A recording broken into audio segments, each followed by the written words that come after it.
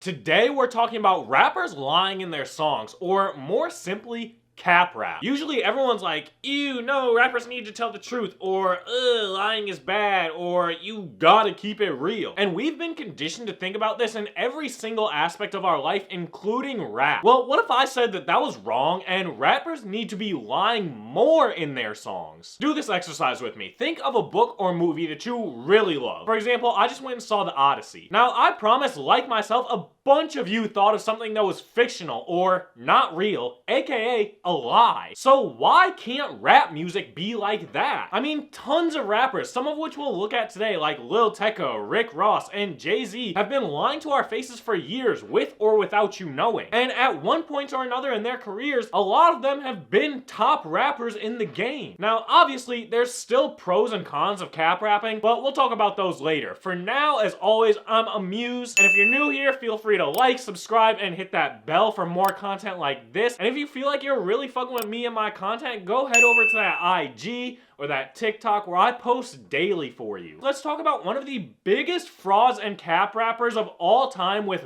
Rick Ross. Now, obviously, Rick Ross is a fake name to him. His real name is William Roberts II.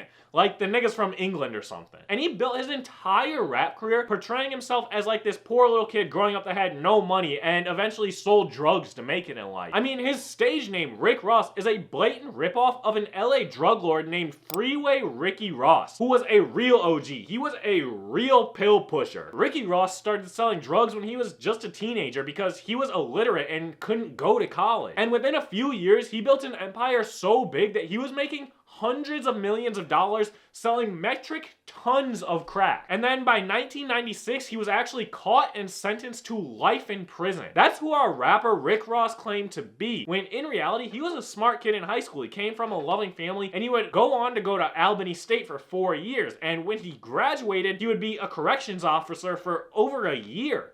Now, that's the exact opposite of Freeway Ricky Ross. But in his music, he told stories. Stories that seemed so believable and played right into the stereotypes of rappers that people already believed, to the point where he was able to craft a persona and career out of it. And he ended up making hundreds of millions of dollars, just like the person that he named himself after. Except in his case, he didn't do an ounce of illegal activity in his lifetime to do so. By the time people caught on that Rick Ross's entire persona was fake and he was a fraud, it didn't really matter. The nigga had made so much money and he had made so many bangers that people just really didn't give a fuck and kept bumping his music. Next, let's look at one of my favorite, not just cap rappers of all time, but honestly, one of my favorite rappers of all time, in Lil Tecca. Now, the main difference between Rick Ross and Lil Tecca is that Tecca has been upfront since the beginning about him being a cap rapper. Now, his songs Ransom and Did It Again are two of his biggest songs, and they're the reason that he really started to blow up back in like,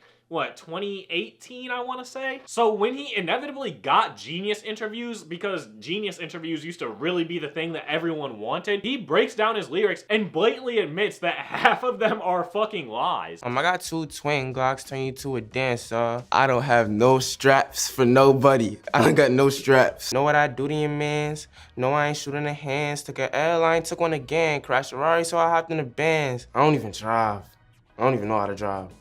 That's dead. But the thing is, I don't even really care that the nigga's a dirty fucking liar. Like, his music is that good to me. And his ideas about why he lies in his raps are like why I made this entire video. Like, he poses the question, like, why can't rap songs be like books and movies where we know it's fake, but we still enjoy them? I mean, listen to this quote about what he thinks the job of a songwriter is. Let me ask you a question. What's your favorite movie? My favorite movie of all time, probably Interstellar. Is it based on a true story? No, not at all. Exactly. True. Yeah.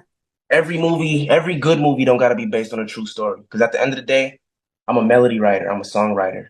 If I could get you to bop your head, my job is done. Just like a director. You could leave with a message from that movie, his job is done. No matter if it's based on a true story or not. Movie's a movie. Song is a song. Outfit is an outfit. Art is art. Yeah, I like that, man. Yeah, Scarface wouldn't be as good if it was a documentary.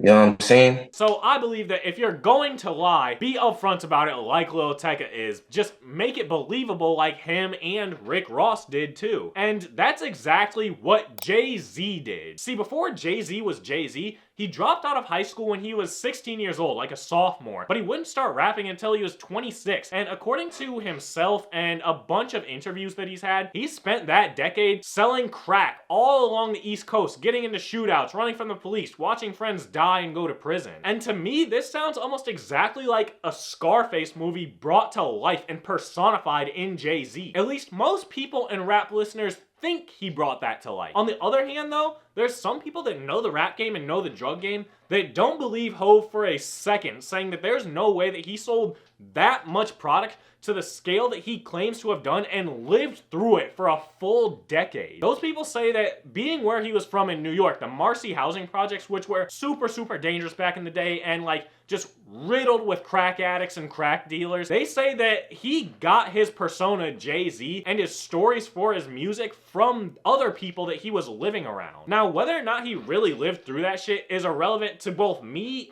and this video. What is relevant is that people believed he lived through it because he makes such good and convincing music, and at this point in his career, you can't change what people think about him. And because of his alleged lies, he's become one of the few rappers who's a billionaire, and he's like the definition of what movies are made of. Like, he's very successful, and we've talked about two other very successful rappers too, who also all lied in their songs to some degree, and I'm not sure about you, but they all have exponentially more money than me, which I'm someone who tells the truth, so you guys need to be lying a lot more. Which also makes me think there's tons of pros to cap rapping. Like, first off, if you're upfront about your cap rapping and you make really good music, which is a very important part of this, you make really good music, people will actually embrace you and not give a fuck that you're lying to their faces like we did with Tecca. And this opens up a whole new world of storytelling to you as an artist, and you essentially have like unlimited freedom to rap about whatever you want, and that takes a lot of pressure off of you and lets you really creatively express yourself. Which, I'm not a rapper, so I can't speak to how that would feel as a rapper, but as someone who like directs and edits and creates music videos, this is like the ideal scenario. It's a dream come true to have complete creative freedom. Now, to me, Tecca has a lot of skill as a rapper and storyteller,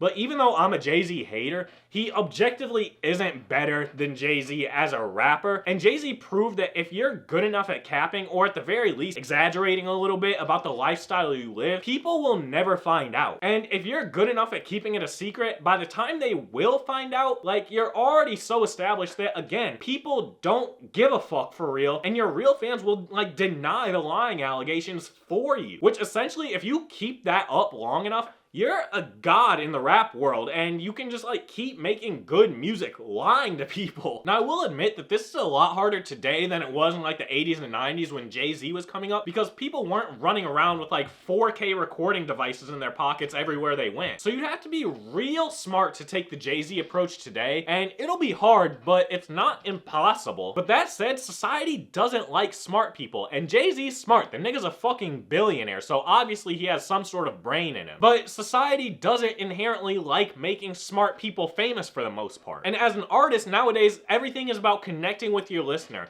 And if you're rapping about like some smart shit that they don't understand, you're not gonna connect with anybody. Those people are just gonna go listen to the next nigga rapping about guns, drugs, money, and some hoes, because that's what people know and that's what people expect from rap music. Which brings me back to my point.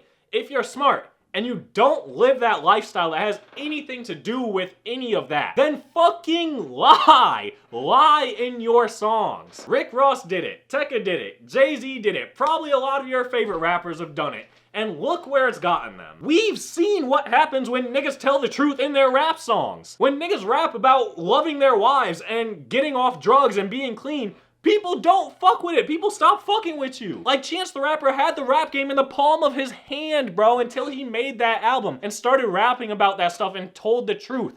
So lie! But the thing about all of this is you have to be convincing in your lies. You have to take it to the point where you actually believe what the fuck you're saying. But you have to be careful with this so you don't get lost in the sauce for real, because then your stories are gonna start contradicting each other, and people are gonna start catching on to the fact that you're fucking lying. And if you took the Jay-Z approach instead of the Lil Tecca approach, then people might stop fucking with you if you're not too far into your music career. But other than you losing like a little bit of credibility and people like kind of looking at you sideways, I see absolutely zero cons in cap rapping. Like, just get me to bop my head and tell a believable story, and you've probably got me and a lot of other people hooked, regardless of if your song is true or not. And this is why I think a lot more people should be lying in their rap songs. Let me know in the comments if you agree with me or not, and if you enjoyed this video and want to see more stuff like this, make sure you subscribe and hit that bell. And if you really feel like you were fucking with me, go head over to that